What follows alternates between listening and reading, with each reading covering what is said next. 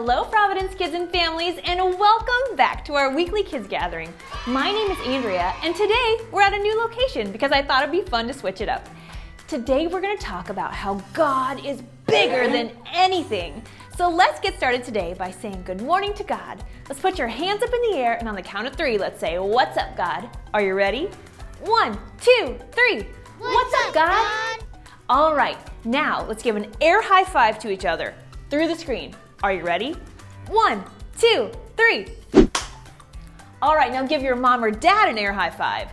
Ready, go. All right, let's stand up and sing Big God Story.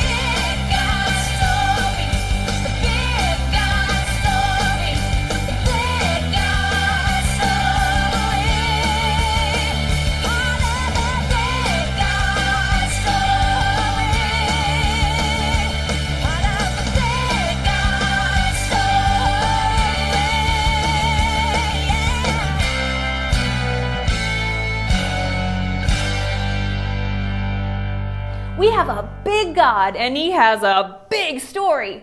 Are you ready to start the Big God story? Here we go. God is big. He is bigger than anyone or anything. Many years ago, there lived a man named Joseph who trusted and followed God. Some good things happened to Joseph, and some bad things happened to Joseph. But God used everything in Joseph's life for good, because you know what? Nothing is too big for God because God is bigger. We're going to hear the phrase, God is bigger, many times today. And I don't want us to just hear it. I want us to be able to feel it with our whole bodies. So when I say, God is bigger, that will be your cue to do the God is bigger motion. On the word God, let's crouch down. And then stand and throw your arms wide open above your head and say, is bigger. Let's practice that one time. God is bigger. Okay, many years had passed. Joseph was no longer alive, but his family was still in Egypt. They had grown into a huge nation. A new king, or Pharaoh, was in charge, but he didn't know anything about Joseph or how God had used him to save the people from a famine. The Pharaoh of Egypt was scared that God's people might try to take over his country. He was mean to them, and the people were sad. They cried out to God, and God heard the cries of his people. God was bigger than the Pharaoh of Egypt. He had big plans for his people because God is bigger. Let's do the actions. God is bigger. One day, the Pharaoh made an order saying all the baby boys belonging to God's people must be put into the river. Oh no! This made the people even sadder. But we know that God is bigger. Let's do it. God is bigger. God had a plan. One mother hid her baby. The Pharaoh's daughter found the baby and named him Moses. Moses was saved and grew up in the Pharaoh's palace. One day, Moses saw an Egyptian hurting one of God's people. It made Moses so mad that he killed the Egyptian. The Pharaoh heard what Moses had done and tried to kill him.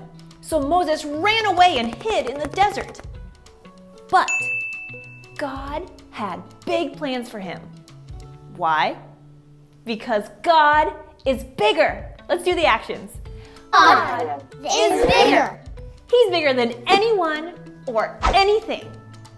Time passed. Moses got married and was living with his family in the desert. While he was out with his animals, Moses saw a bush. The bush was completely on fire, but it never burned up. Moses stopped. He didn't move any closer. He listened, and he heard God speak to him through the bush. God reminded Moses that God had heard the cries of his people. He told Moses to go back to Egypt and tell the Pharaoh to let his people go.